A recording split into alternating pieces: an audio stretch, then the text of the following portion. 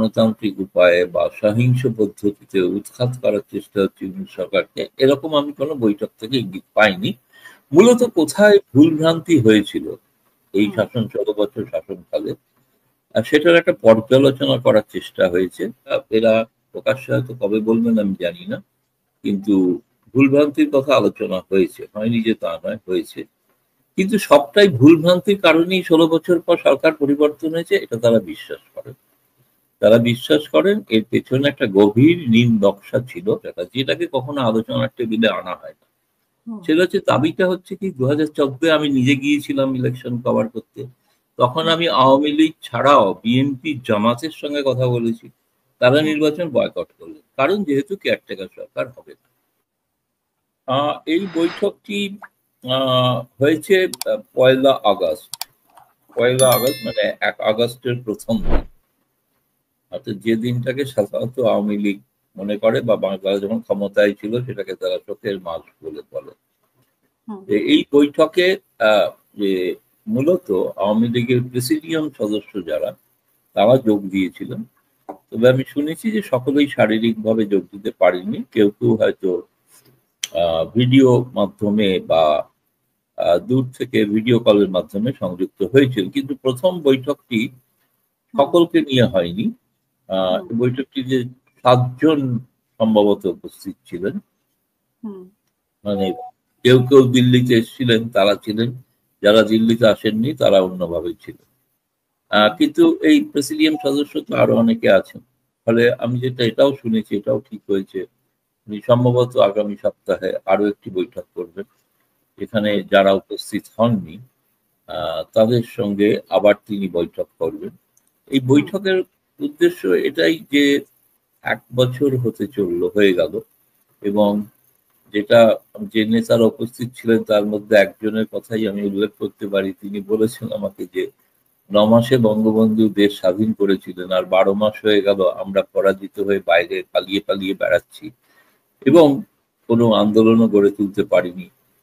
সেখানে ইউনূস সরকার নিঃসন্দেহে ১ বছর তারা শাসন করছে, যেটি একটি অন্তর্বর্তীকালীন সরকার, সম্পূর্ণ নির্বাচিত সরকারও নন। এবং নির্বাচন কবে হবে সে বিষয়ে স্পষ্ট যদিও ঘোষণা দিয়েছেন, কিন্তু সেই ঘোষণা অনুযায়ী নির্বাচন হবে কি হবে না এই নিয়ে সংশয় সকল রাজনৈতিক দলের মধ্যে আছে, এমনকি বাংলাদেশে যে রয়েছে বিএনপি, তার মধ্যেও সংশয় আছে।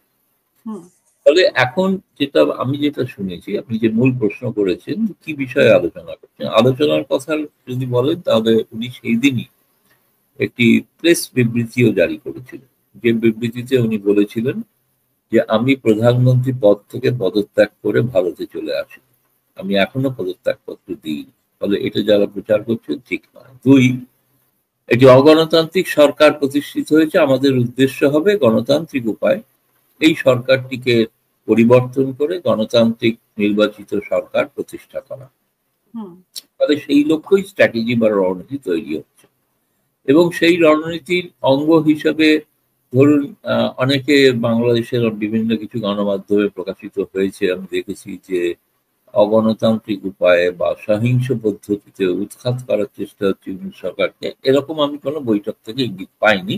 মূলত কোথায় ভুলভ্রান্তি হয়েছিল এই শাসন ১৬ বছর শাসনকালে, সেটার একটা পর্যালোচনা করার চেষ্টা হয়েছে, এবং একই সঙ্গে এই ভুলভ্রান্তিগুলোকে শুধরে আগামী দিনে আওয়ামী লীগের নতুন চেহারা কি হবে, যে চেহারা নিয়ে তারা জনতার কাছে আস্থা ফিরে চাইবেন সেই কাঠামোটা, সাংগঠনিক কাঠামোটা কেমন হবে, এবং সেই কাঠামোটা তৈরি করার ক্ষেত্রে তিনি আরো, এখনো যেহেতু প্রথম বৈঠক ফলে কোনো সিদ্ধান্ত হয়নি, সকলের কথা তিনি শুনেছেন, তিনি নিঃসন্দেহে তিনি বলেছেন এদেরকে যে আমি পরবর্তী বৈঠকগুলো করার পর একটা সুচিন্তিত মতামত জানাবো, এবং সম্ভবত সেটা খুব বেশি দেরি নয়, খুব তাড়াতাড়ি করতে চাইছেন, যেটাই করতে চান আর কি।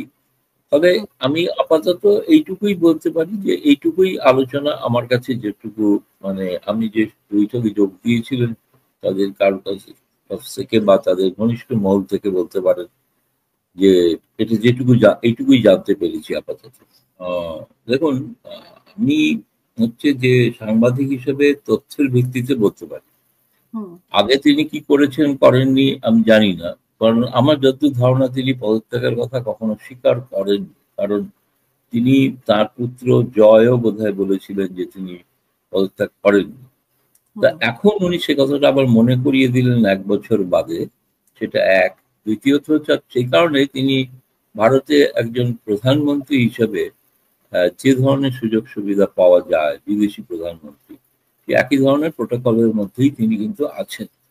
একটি নির্দিষ্ট তাকে নিরাপত্তা রক্ষীরা তাকে প্রহরা দিচ্ছেন এবং তিনি সেভাবেই কিন্তু আপাতত জীবনযাপন করছেন, যেটা কিন্তু ৭৫ থেকে ৮১-তে এরকম ছিল না। ৭৫ থেকে ৮১টা অনেকটাই তাকে, তখন তিনি সক্রিয়ভাবে আওয়ামী লীগের দায়িত্ব নেননি, কিন্তু তখনও তিনি তার কাছে এইভাবে, তিনি ৮১ সালে ফিরে যাওয়ার আগে আওয়ামী লীগ নেতা কর্মীদের সঙ্গে যেভাবে বৈঠক করেছিলেন, অনেকটা সেই, অনেকে কেউ কেউ মনে করছেন সেরকম একটা ধরনের একটা মিল খুঁজে পাওয়া যাচ্ছে। এক। দুই হচ্ছে আপনি দ্বিতীয় প্রশ্ন যেটা করেছেন যে উনি ভুল ভ্রান্তির কথা। দেখুন, ভুল ভ্রান্তি নিশ্চয়ই আছে এবং এটা এরা প্রকাশ্যে হয়তো কবে বলবেন আমি জানি না, কিন্তু ভুল ভ্রান্তির কথা আলোচনা হয়েছে, হয়নি যে তা নয়, হয়েছে। কিন্তু সবটাই ভুল ভ্রান্তির কারণেই ১৬ বছর পর সরকার পরিবর্তন হয়েছে, এটা তারা বিশ্বাস করেন। তারা বিশ্বাস করেন এর পেছনে একটা গভীর নীল নকশা ছিল, যে নীল নকশার অনেকটা বাস্তবায়ন বর্তমান ইউনূস সরকারের আমলে দেখা যাচ্ছে। যেগুলো তিনি প্রতিহত করেছিলেন, সেন্ট মার্টিন আইল্যান্ড দিয়ে দেওয়া, বা আমেরিকান যে কোম্পানি এখন তেল উত্তোলনের জন্য যে বঙ্গোপসাগরে কাজ করছেন, তার অন্যতম ডিরেক্টর সেই পিটার হাস, যিনি অবসর নেওয়ার পর ওই কোম্পানির ডিরেক্টর হয়েছে। ফলে একটা কোথাও গভীর ষড়যন্ত্র ছিল, কিন্তু ষড়যন্ত্রটাকে তারা ধরতে পারেনি। সেটা কারণ ছিল তাদের অনেক বেশি, এটা বলতে আমার বলতে কোনো দ্বিধা নেই, ওনারা বলছেন না, যে ক্ষমতায় দীর্ঘদিন থাকার পরে একটা আত্মবিশ্বাস এসে যায় এবং তখন মনে হয় বিরোধী দল বলে কেউ নেই। সেই সময় এই ওভার কনফিডেন্সের কারণে অনেক সময় অনেক ভুল বেশি হয়ে থাকে। না, নিঃসন্দেহে সফল তো হয়েছে। বিরোধী দলের যেটুকু ধরুন ওখানে যে মানে বিরোধী দলের সঙ্গে বিরোধটা কোথায়, আমি এই বিষয়টা নিয়ে নিশ্চিতভাবে গবেষণা করি, পড়াশোনা করি। আমি ৩টে নির্বাচন আমি নিজে চোখে দেখেছি।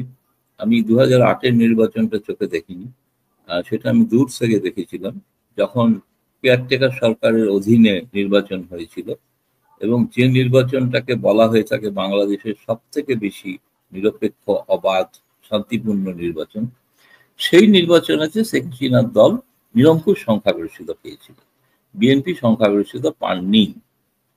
আমি ২০২৪ সালে যখন নির্বাচন দেখতে যাই, তখন সেই সময় তিনি যে বুথে ভোট দিচ্ছিলেন, সেই বুথে দাঁড়িয়ে কিন্তু এই প্রশ্নটা করা হয়েছিল তাকে। প্রশ্নটা আমরা ভারতীয় সাংবাদিকরাই করেছিলাম। তখন তিনি জবাবে বলেছিলেন যে বিএনপি আসলে জানে যে নিরপেক্ষভাবে নির্বাচন হলে কোনোদিনই তারা জয়ী হবে না, এবং সেই কারণেই তারা নানা রকম বাহানা তুলছেন যে কেয়ারটেকার সরকার তৈরি করতে হবে, কিন্তু কেয়ারটেকার সরকারের আমলেই তো তারা পরাস্ত হয়েছে। দুই, কেয়ারটেকার সরকার বলতে কেমন ধরনের কেয়ারটেকার সরকার? আচ্ছা, এর দ্বারা কোনোভাবেই যেন এরকম কোনো বার্তা না যায় যে আমি আওয়ামী লীগের হয়ে কথা বলছি। আমি যা বাস্তব অবস্থা দেখেছি তাই আমি মনে করি এখনো একটা নিরপেক্ষ নির্বাচন হওয়া উচিত, যেটাতে বিএনপি যদি বঞ্চিত হয়ে থাকে তাহলে তারা ক্ষমতায় আসুন, নিশ্চিতভাবে মানুষের সমর্থন নিয়েই ক্ষমতায় আসুন। কিন্তু আমি যেটা বলতে চাইছি, মৌলিক যে সমস্যাটা, যেটাকে কখনো আলোচনার টেবিলে আনা হয় না, সেটা হচ্ছে, দাবিটা হচ্ছে কি, ২০১৪ আমি নিজে গিয়েছিলাম ইলেকশন কভার করতে। তখন আমি আওয়ামী লীগ ছাড়াও বিএনপি, জামাতের সঙ্গে কথা বলেছি, তারা নির্বাচন বয়কট করলেন, কারণ যেহেতু কেয়ারটেকার সরকার হবে না। ২০১৮-তে একমাত্র একটি নির্বাচন হয়েছিল যেখানে তারা অংশগ্রহণ করেছিল। আজকে বলতে দ্বিধা আমার নেই যে সেই নির্বাচনে নিশ্চিতভাবে কারচুপি হয়েছিল। কিন্তু ২০২৪-এর যে নির্বাচন, সেই একই পুনরায় দাবি করা হয়েছিল কেয়ারটেকার। কেয়ারটেকার বলতে কি কেয়ারটেকার? আচ্ছা, ধরুন একটা আপনি জানেন ২০১৪-তে শেখ হাসিনা প্রস্তাব দিয়েছিলেন একটা জাতীয় সরকার তৈরি করা, যে কথাটা আজকের দিনে একটু শোনা যাচ্ছে। কিন্তু সেই জাতীয় সরকারে বিএনপি আসতে চায়নি একটাই কারণে, শর্তে, যে প্রধানমন্ত্রী হিসেবে শেখ হাসিনাকে পদত্যাগ করতে হবে। পৃথিবীর কোনো গণতান্ত্রিক রাষ্ট্রে নির্বাচিত সরকারে প্রধানমন্ত্রী মন্ত্রিসভা পদত্যাগ করবে আর বিরোধীদের একটি মন্ত্রিসভা তৈরি হবে, তারপরে নির্বাচন হবে, এটা একটু কষ্টকল্পিত এবং হাস্যকর আমার মতে। দ্বিতীয়ত, আমরা গণতান্ত্রিক ভারতবর্ষে কখনো দেখিনি, তো ফলে আমাদের কাছে খুব হাস্যকর মনে হয় ওইসব দাবিগুলো। দ্বিতীয়ত হচ্ছে কেয়ারটেকার কি? কেয়ারটেকার কেয়ারটেকার হচ্ছে আমার পছন্দের কেয়ারটেকার। পছন্দের কেয়ারটেকার হলে হবে না, সেই কেয়ারটেকার নিশ্চিত করবে যাতে আমি ক্ষমতায় আসি। এমন কোন নির্বাচনে আজকে ভারতে নরেন্দ্র মোদীর সরকার, এমনকি জাতীয় কংগ্রেস ঠিক করে দেবে যে কিভাবে তারা ক্ষমতায় আসবে, সেটা নরেন্দ্র মোদীকেই ঠিক করে দিতে হবে? ঠিক অসম্ভব।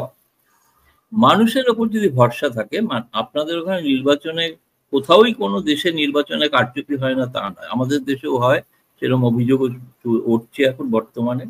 তার মানে কি এই যে এই ব্যবস্থাটাকে চেঞ্জ করে দিতে হবে, পরিবর্তন? ওই কংগ্রেসের কেউ তো দাবি করছেন না, জাতীয় কংগ্রেসের রাহুল গান্ধী, যে প্রধানমন্ত্রী মোদীকে পদত্যাগ করতে হবে, এটা কেয়ারটেকার করতে হবে, তবে আমরা নির্বাচন, তা তো বলছেন না। অর্থাৎ আপনি মানুষের সমর্থন পেলেন না, হেরে গেলেন, সেটা অন্য কথা। এই কারণেই আমার ধারণা বাংলাদেশে যে কারণে বারবার সেনা শাসন হয়েছে, সেনারা সুযোগ পেয়েছে, কারণ গণতান্ত্রিক দলগুলো কখনো গণতন্ত্রের প্রকৃত মূল্যবোধে বিশ্বাস করে। আমি কোনো একটি দলের কথা বলছি।